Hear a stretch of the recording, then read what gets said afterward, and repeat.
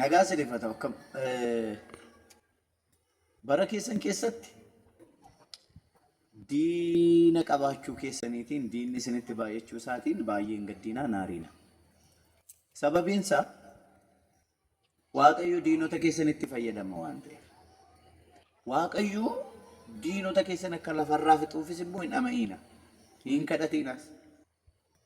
Diinni waan isinitti baay'ateef, rakkisaan waan isinitti baay'ateef, dhiibbaan asiifasiin waan isinitti baay'ateef hin baddan. Kakuun Waaqayyoo fi yaadni Waaqayyo isinirra jira waan ta'eef. Otoo diinan qabu ta'ee Israa'el galaana diimaa hin ce'u ture. Waaqayyo diina isaaniitti fayyadamee galaana diimaa isaan ceesise. Otoo Fari'oon duubaan dhufe isaan hin ari'anne ta'ee Museen galaana diimaa gargar hiruuf ulee isaa oliin kaasu ture, mul'ata Waaqayyoo irraas hin fudhatu ture. Diinonni keessan darbatanii gara yaada Waaqayyootti isin butu waan ta'eef diinota keessan hin jibbiina.